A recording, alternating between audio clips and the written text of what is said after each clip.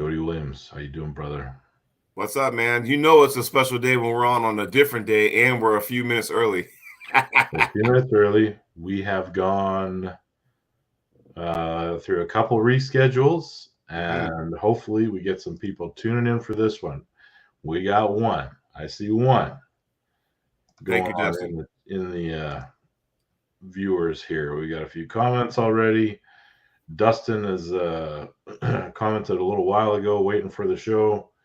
So here we go, man. There's Scott. He's in the house. But I will say this, though. Just want to say huge shout out to all the veterans out there. Happy Veterans Day. Is that today? That's today. See, we have Remembrance Day. Yeah, how'd that work out for you guys? For us, tomorrow. Is it in November too? It's tomorrow. Oh, okay. Yeah, it is the same sort of a holiday. However, it's the one day off that I have per year where I am not allowed to conduct business. Well, it's on a weekend anyway, right? Well, I mean, real estate never takes a break. That's true. Except for Remembrance Day. Cannot do it. They will give me a $10,000 fine if I'm caught doing business. Are you serious? Yeah. Wow. So I know for us, like my wife, she's off today. So like if you work for like, the government offices, school, whatever, the bank, that they're closed today. Hey, let me ask you or tell you a story here. You and I got together and we decided we were going to keep postponing this thing so that we could avoid Cody Merritt. And he kept trying to tune back in, and he has finally chased us down to Friday here. And we can't wait any longer, and he's still here. So it didn't work, Jody. Your plan didn't work. Oh, well. But everybody, sorry for the inconvenience. There was a lot going on between Ryan and myself, separately as far as scheduling conflicts and all that kind of stuff. But you know what, though? We're here now. It's a Friday, and let's get it together. Thank you, Cody. Cody, next time put some money down so we can actually read your comment. Super chats are always welcome. So, Ryan, my friend. Where do you want to start? Well, I mean, let's talk about what's really been going on. Something positive for a change. Tomorrow, East vs. West. Where are we at, number 10? Yeah, I have pre-purchased my pay-per-view. I got to nail down the time, and the only way I can do that is going onto the Core Sports website, because once you buy it, there's a countdown clock. So it will tell you exactly when it starts. I just haven't subtracted the amount of hours to see the exact time it starts, but I can't work tomorrow anyway. So you got all day. Yeah, I got all day. Okay, I got a Word Drake new member. Yes. I got a Oh, Cody. Well, I'll tell you what, 11 matches, everybody, 11 matches, and 6 of them are world title matches. So. Well, you want to start going through them right now? Now, when I go through, I got my list right here in front of me, but I don't know what order. Well, I've got the poster in front of me. Yes, I got two. So we've got, the smaller highlighted ones we should go through first. I can predict the last 3 will go in order, but the ones before that, I don't know. Rosa Maria Acosta versus Fia Risic. Now, let me tell you something. Because I'm a big Fia fan, but Arena is big time. She is big time. And that will be for the women's 70K championship. The first of 6 titles, Arena, I mean, like, I've seen footage of her and pictures. How you see those pictures of some of the pullers, and they got like 27 medals around their neck and stuff, or they got like, 7 here, 8 here, 9 over here and stuff. And there's a picture of her floating around here somewhere I saw with a bunch of medals around her neck. And then I think, okay, how good is she? And I saw some footage, and then I was like, okay. And I was like, she's the real deal. She's the real deal. But can you go against somebody from Sweden?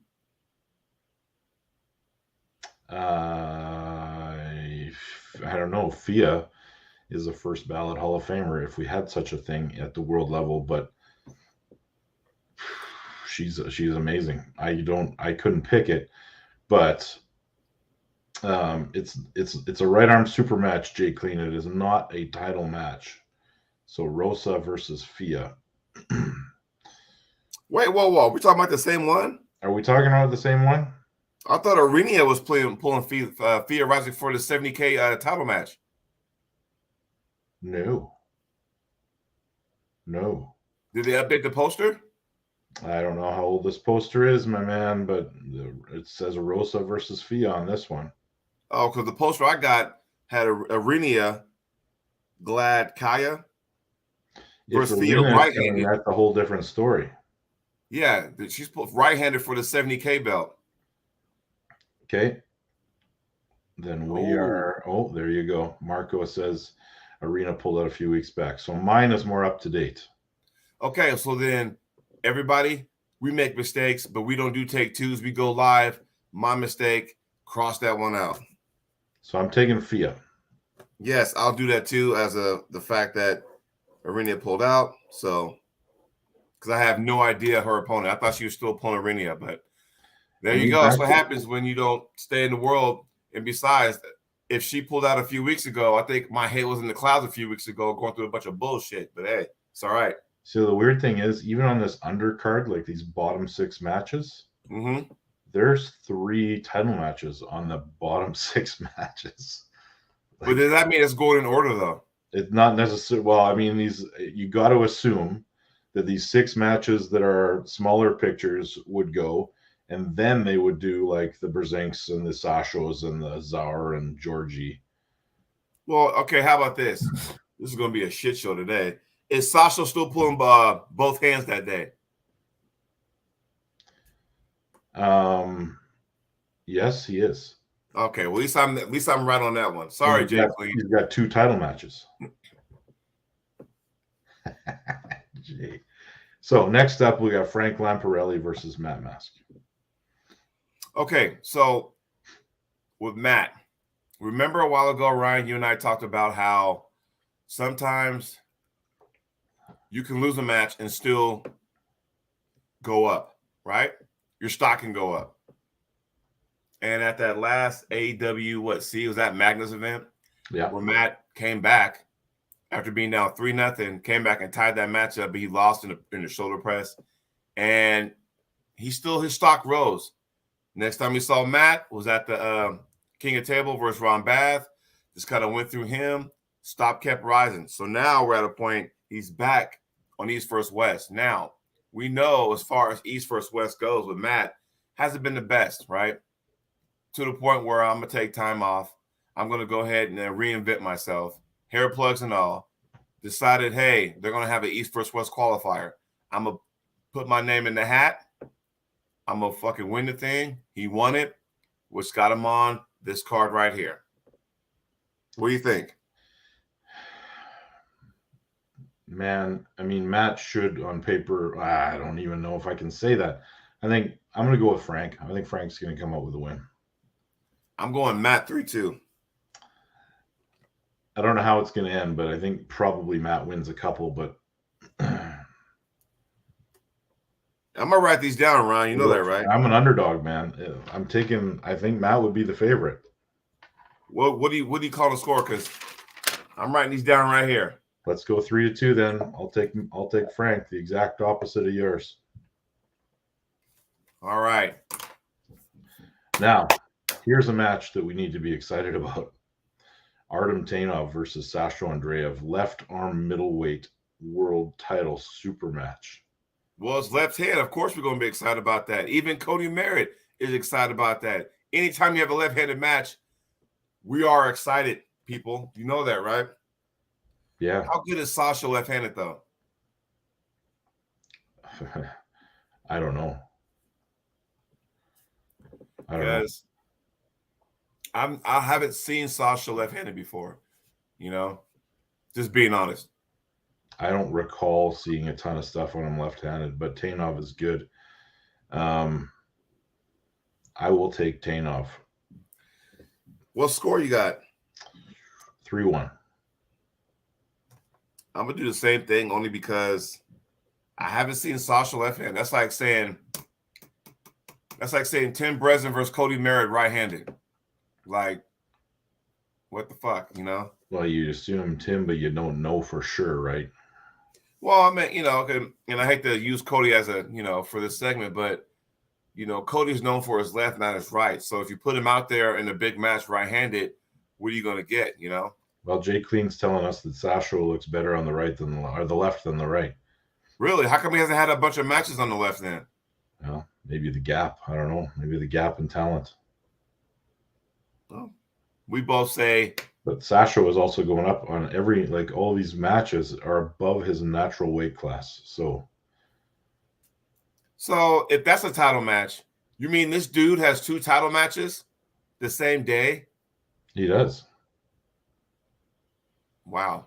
Hopefully he's like very, very early in the card so he can rest up for his right arm match. He better be, because I'm like, man, I know how that goes. Who's next? Well, let's fly through some of these. This match I'm really excited about. Ivan Matyushenko, who's coming back. He's been around the sport forever. Against the Golden Dragon, Kamil Jablonski. You know what? I'm thinking he's another one of those guys where he just rose. I was real impressive when Kamil pulled Chafee at that knuckles up. You were there, weren't you? I was there, yeah. Tell me what you saw in person. Too much explosivity and such a strong belief in himself and confidence going into that match. I actually believed that Kamil would get the job done just based on styles in the Chafee match, and the fact that, you know, I felt Dave was a little bit compromised. But I have pulled Ivan. I have pinned Ivan. He's looking a little thicker. Kamil is strong, man. He's strong and he's explosive and he's training his ass off. I will take Kamil 3-0 in this match. Ooh, I just put that on here. No, if y'all can see that, 3-0. Yeah. Now, this is where it starts to get tricky because Irakli versus Rustam Babayev. And you got to know,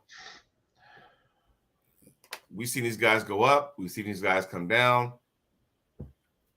The loser of this match, where does that put them? Oh, man. Where does it put them?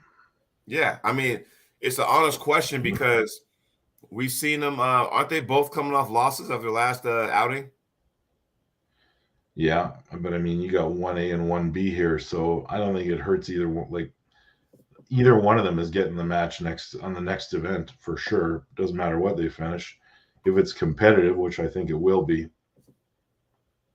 I don't think Babayev is going to win this match. I think Irakli is going to take it. Think so? Well, there's too many maybes, and Jay Clean kind of said it perfectly right here. I don't know if we've seen Babayev in perfect form in the last little while. So him putting it all together and bringing it to this event, I don't see it. I think Irakli wins. And it's going to be a 3-1, I think. Think so? Yeah. Okay, Ryan says 3-1. I'm going to go the other way. I'm going to go Babayev 3-2. Because I look at it like this. When you take time off and healthy, to be on a big stage like that, you want to be at your best. And I'm sure as an athlete, and I guess in this sense, a paid athlete, your job is to come in healthy as possible. You know? So I think Rustam is going to be ready to go.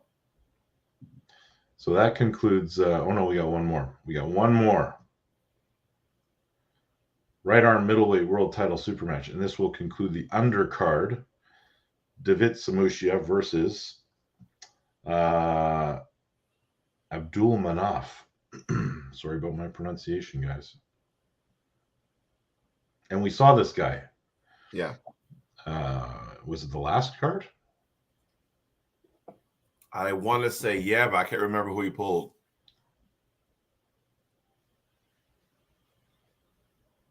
Help us out, chat. Who is his opponent the last time we saw him?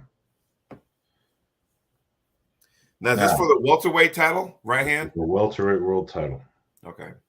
Because originally it was supposed to be Ingen, so I Right. like how these posters come out. Oh, he has not pulled East versus West. Where would I have just seen this guy? Was it Wath? Maybe, but regardless of that, I don't see Samushia getting beaten by this fella. I mean, it's too much of an unknown and a last minute replacement with Ingen's injury. I'm sure he's amazing, but Samushia training for Ingen had to be ready for this. Well, okay, you know how that kind of feels, right? Because sometimes those last minute injuries can be tricky. Because if I'm not mistaken, Ryan, weren't you involved in something like that at the Knuckles Up because you were training for Wagner, and then he pulled out of it, and then you had a last minute, opponent? Yes. Yeah. So you know how that, and I don't know. Take us back to your training. When you train for a certain person, right? And everyone approaches it differently. When you train with a certain opponent, and you're like going, okay, I'm gonna go ahead and do this, and then last minute you find out your opponent cannot make it for whatever reason, then you kind of go, okay, now I'm skeptical. Who am I? It's slightly different. It's slightly different, and I only say that because Ingen is extremely versatile. He can kind of pull anywhere, so he would have been preparing for basically his A moves. I don't think his training would have changed all that much. You're talking about Ingen or DeVitt? DeVitt would have kept training normally. So He was originally training for Ingen, preparing for a guy that can kind of pull anywhere. Mm-hmm. That's how I see it anyway. So off track, off kind of going off track for a second, not to give away secrets for you, but when you train for a certain person, are you training to see where their strengths or weaknesses are? Or are you training to go, you know what? I'm going to train my style the best I can be. I mean, how does that, because everyone does that differently. Well, it depends. I mean, with Wagner, you had a very specific thing you needed to defend against or beat. So you could train a very specific way for someone like that. But I didn't change it up a tremendous amount. Right. When it changed to Pavlo. Does it mess with your psyche? No, because I think for me, whatever I made up or whatever I was doing to train, it's kind of offset by the fact that somebody's taking it on short notice. Right. Was just curious. That's all. Yeah. No, not really.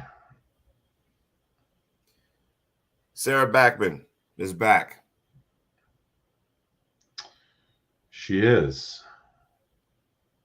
Pulling for the women's 80K title match. I'm gonna highlight this one quick before we get into it. Versus Egla. How do you become 200% ready, and then in the interview you go down to 80%? Yeah. The hell does that mean? You lost 120%. Just from the interview? My Lord. Maybe it's just some head games. I don't know. Ain't nobody buying that head game. I'm sorry. That is amazing. No one's buying that. Yeah, Sarah Back was back. She's pulling and help me with the pronunciation. Egla. Didn't we see her pull Gabby last time? I believe we did. And that was the last time we've seen her on the stage, right? Yeah. So is Sarah ready this time? Like, is she 100% healthy? That's the issue. It's the same issue with Rustum. If Sarah's ready, I think she wins. If she isn't, she doesn't.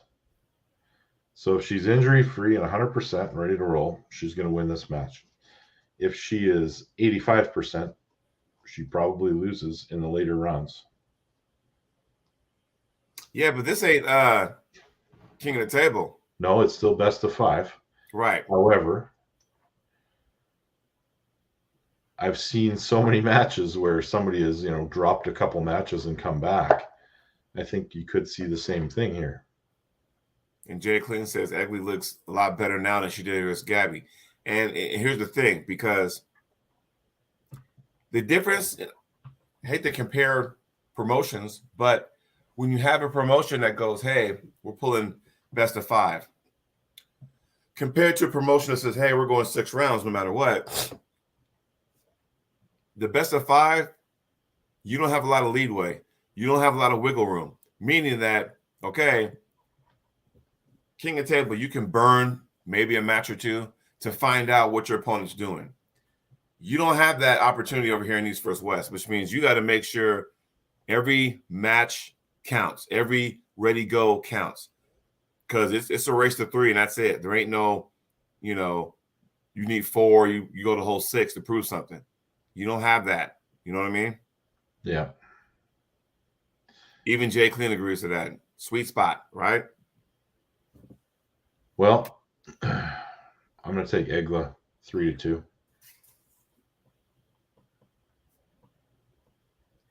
Just to be different, I'm going Sarah Backman 3-1.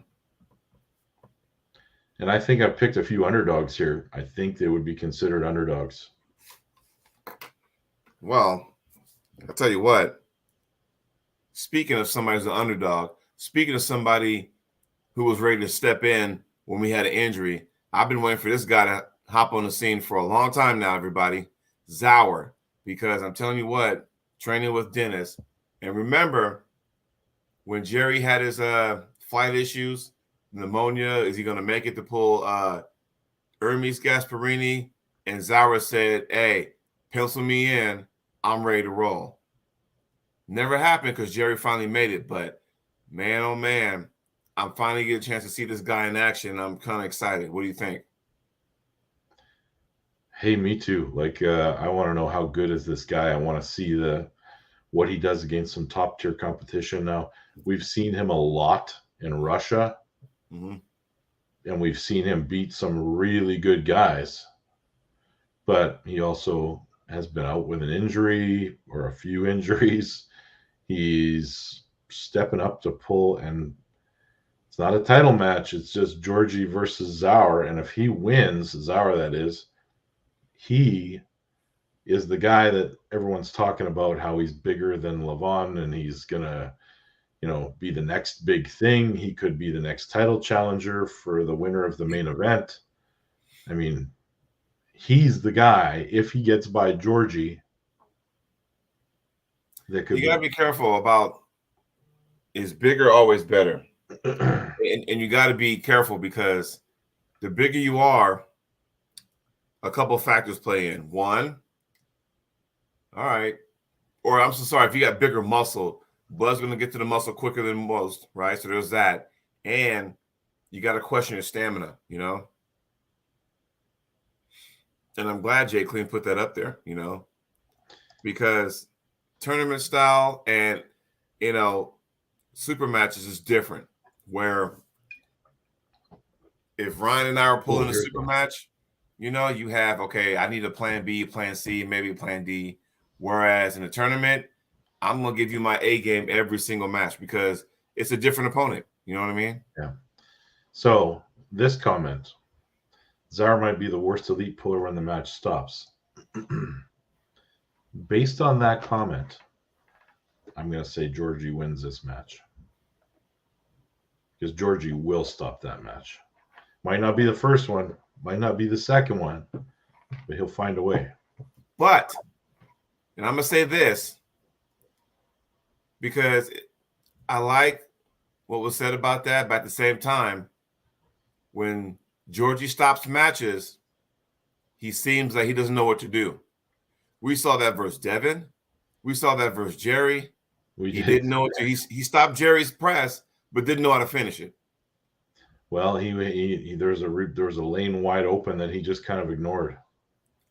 So again, if Zauer goes to the hit and Georgie stops it, does he know how to finish it off? That's what it comes down to. I still think Georgie's going to win. What's the score? 3-2. You know what? I'm on the Zauer train. I want to see what this guy can do. I think he's going to be out of there. Think so? We'll see. Georgie is acting like a gatekeeper in this match, I think. If he gets by Georgie, then the sky's the limit. Maybe he gets a couple more matches. Maybe he goes against the loser of the main event. What the hell is a gatekeeper anyway? Is that a good thing, or I've been called that? And is that good or bad or what? It can be both, but they're relying on a certain arm wrestler to test if a certain person belongs. That's so, the gatekeeper role.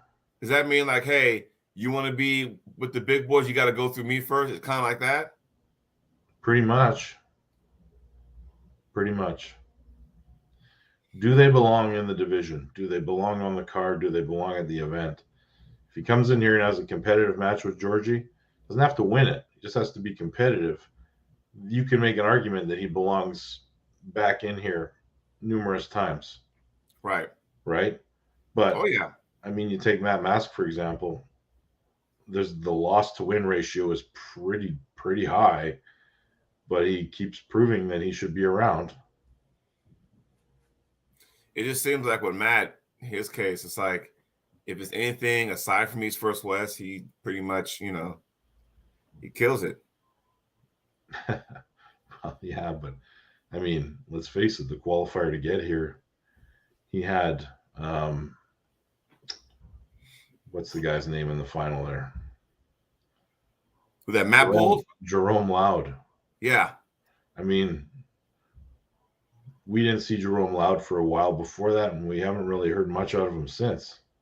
Well, he's not a social media guy, first of all. So yeah, there's that. The result, like if he's setting the world on fire competing, we're still going to see him. I was just going to say something, and Jay Clean beat me to it. So Derek Smith came back 3 times.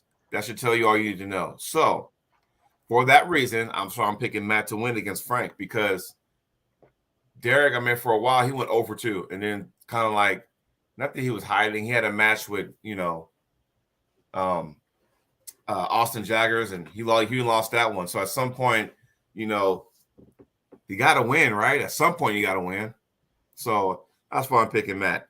Now, the last 3 matches, and I'm assuming this card is going to take about 4 hours. So yeah, that's being generous, man. 4 hours. Yeah. I think it's going to be longer than that. We got 3 matches left, everybody. The last match will take an hour just to get set up. It'll take 30 minutes just for the ready go, because it's going to be so much bullshit. But out of all 11 matches, this match we're about to talk about right now, in my opinion, I'm just speaking for myself, is my favorite match on the card. Sorry, Dennis and Devin, you don't get the nod, because I am so intrigued with this matchup coming right here. When you have Tadzilla versus Angarbayev, that is the match I'm most excited about on this card. What does everybody think?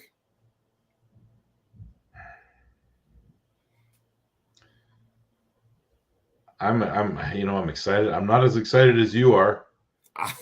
Dude, it's so much power versus technique, right? I mean, I agree and I disagree, because I think Angarbayev is very strong. Oh, hey. It's the yin and yang, right? You know how in arm wrestling it's like, oh, it's the classic top roller versus the classic hook puller. Who's going to win? It's the classic power puller against the speed. And now with this one, you can go even a step further if you wanted to. You got the raw horsepower of Todd. Crack my hand this way. I don't give a damn. I'm coming this way anyway.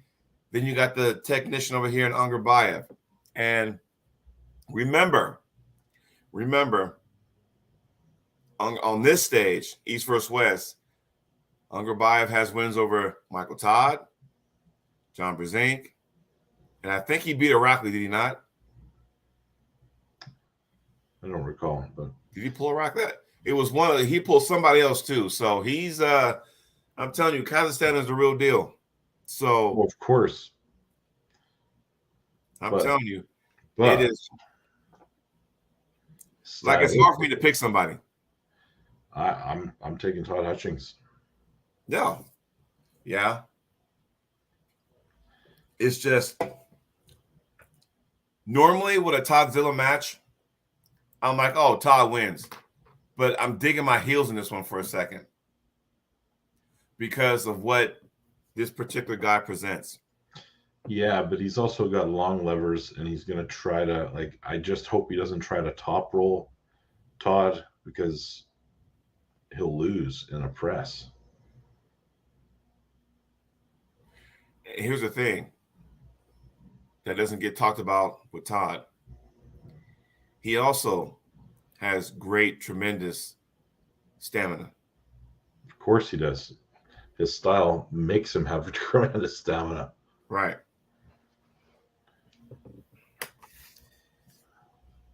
But I'll say this, and it's going to go like this. Todd's going to win, but and I'm saying 3-1. And the one win that Ungerbayev will have is because Todd will elbow foul twice.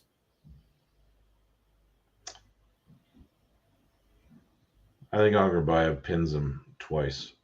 Woo! But loses 3-2.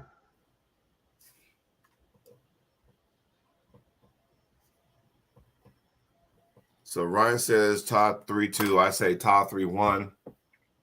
And again, that'll be the match I'm looking forward to. Like, I'm going to go to my buddy's house, my training partner. We're going to go do a little training and watch the event, do a little barbecue, whatever. But I swear to God, when that match comes on, I'm dropping everything. Chalk bucket, whatever, to watch that. That's how. When we're done these predictions, I'll tell you what my favorite one on this card is too. Oh, yeah. And once we shut the show down, I need to talk to you for about 5 minutes after the show. Okay. Calm down, people. Don't get all excited. Sorry, Scott. So, yeah. Now, down to 2 matches. Brzenk, Sasho. Now, there's something to be said when you have 2 matches on the card, Mr. Espey. Both of them title matches. I don't know that. I don't think that's going to be a factor at all. You see John looking lean, 6-pack and everything? Yeah, 600 calories a day will do that way for you. Don't tell RBJ that. Don't tell RBJ that. He'll lose his head. Yeah. Genetics. Or he just said, I'm going to lay off the beer for this match. No, I don't think so. I think John 3-1. No. I don't think so. I have to assume that he's going to lose a little bit of power with the diet. Think so? Yes. And Jay, I don't think he'll be 220 by match start because I don't think he did a water cut. I think he lost most of that weight ahead of time. I think Sasho is going to win that match. Ooh. 3-1. Ryan picks Sasho to win 3-1. I'm picking John to win 3-1. Wouldn't that be funny if Sasho ended up winning both belts? Dan, I guess we'll see, buddy. He'll be stronger after dropping a bunch of weight and being calorie restricted. That completely goes against all logic. And here's the thing, man. Like, as far as all this weight cutting stuff, and I was never an amateur wrestler, so I never did that in high school. So cutting weight was weird to me. I've done some stuff in the past where it's like, oh yeah, never do that again, and didn't do it right, cut all this weight, and then I was weak as shit by the tournament. It was fast, but I had no power left. I was just, shelling myself. So never ever will I do that again. Yeah, and Marco says, yeah, it's Sasho gaining weight probably his strongest ever. Right. Yeah. Oh, if Sasha wins both matches, I would generally be impressed. And I'll tell you what. I'm calling it. You call him what? He's going to beat John. Okay. And now we get to the super heavyweight championship match between one Devin Larratt, one Denis Saplenkov. Anytime you have a Devin match, there's always going to be some shenanigans leading up to it. Mind games, if you may. And they're manufactured. And it's almost like soapbox time here. Ooh. I don't want to get too far down the rabbit hole because I wouldn't want to risk offending anybody. But this whole business about people getting knocked out and fighting and getting in people's faces, half that shit never happened. And, there really only seems to be one aggressor in all of this, and it's not Dennis or his crew. No. So what are you building a match for that you want to fight the guy that's training or the buddy of the guy you're actually arm wrestling? Are you doing that because the fact that you feel that there may be not a definite chance of him winning? I don't know. But I mean, they're talking about like Devin's calling for a boxing match after already. Why? For sports to put it up, or I don't know, man. But I mean, I don't need to see that boxing match ever again because I saw it against Hafthor and it was, Thank God I didn't buy that pay-per-view. I don't wanted my money back at the end of that one, but it's all good. I hope we get to see an arm wrestling match and not a circus. Has Devin lost his fucking mind? No comment. Well, that was more for the chat. Because it's like, I'm at a point where any Devin match is kind of like, you just kind of rub your head and go, can we just arm wrestle? Can we just arm wrestle? You know what the shame is of all this? Is I think Devin feels like he needs to do this to get an advantage and get a win. But he's probably strong enough to compete with Dennis anyway. That's what I'm saying. You don't have to go through all that. I think he does that to try to get in someone's head. Well, newsflash, he did it versus Levon. Levon's not American, so he's probably going to be like, what the fuck's he talking about? Dennis, the fuck he's talking about, And I'm not watching that press conference because I don't want to see that shit. I don't care. I'll watch until the last when they bring Dennis and Devin on, then I'll probably turn it off. But I don't know if you're gonna like if everyone's sitting there at the same time, you're not gonna hear the end of Devin and Jody saying stuff.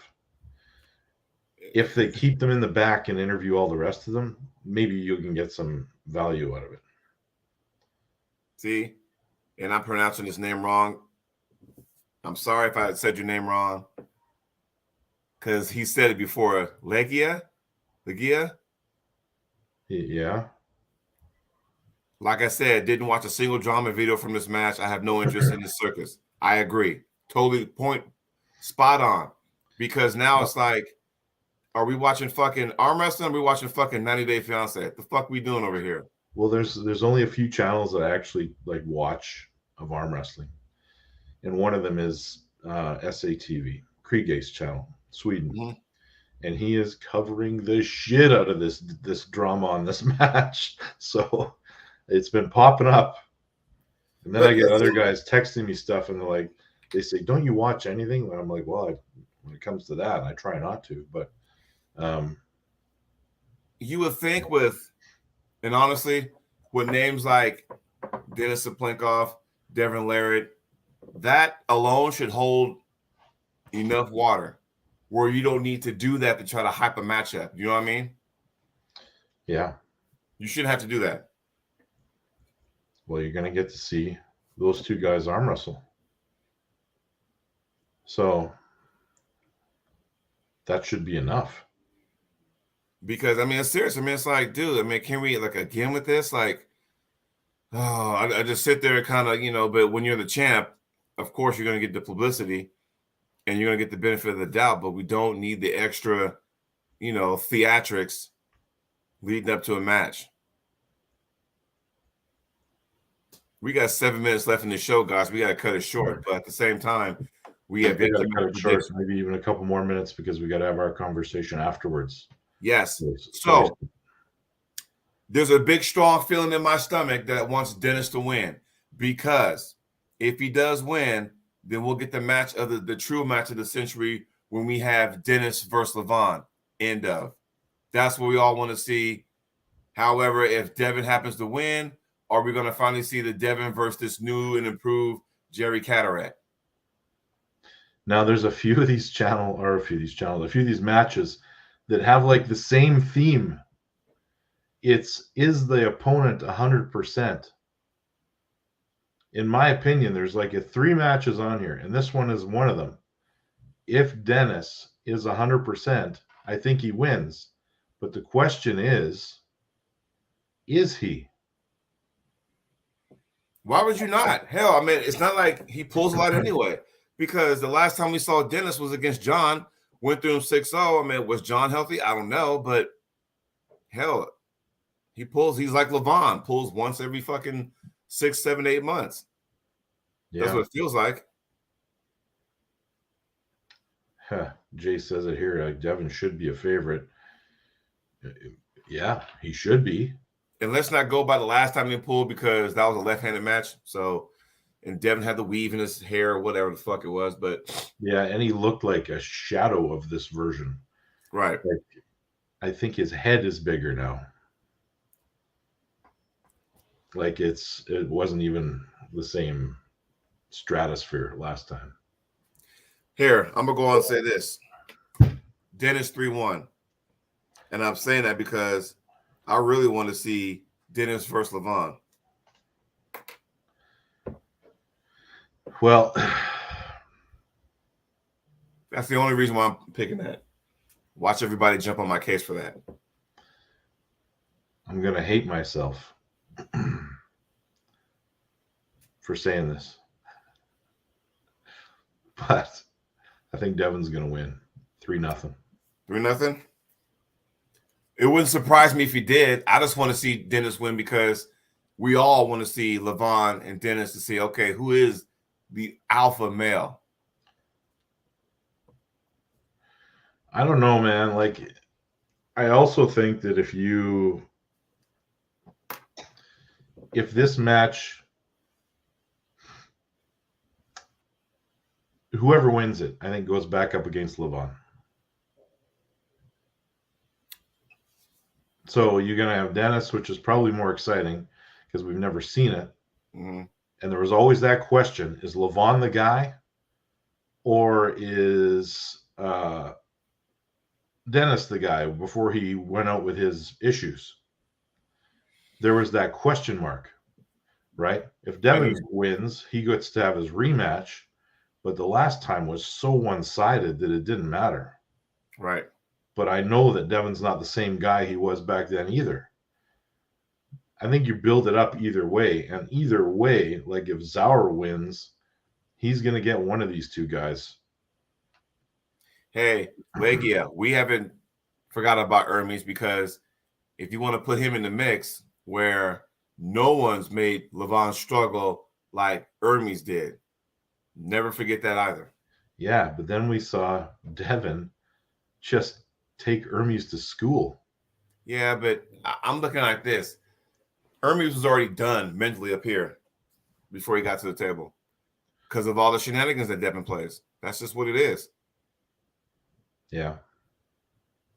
But I don't know. We'll see. We'll have to see how all this unfolds tomorrow afternoon, everyone. Well, morning West Coast time, as you know. And are we back on Tuesday? our regular time to talk about the results? Yes, we're back on Tuesday. Home Okay. inspection's done. Won't have to worry about that. Awesome. Well, Jody, let's sign off. Let's have our quick convo.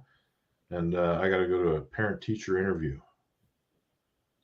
But my kids got good marks, so it shouldn't be too much to report. All good. Everybody, thanks for joining us on the show. We'll see you Tuesday and talk about the aftermath.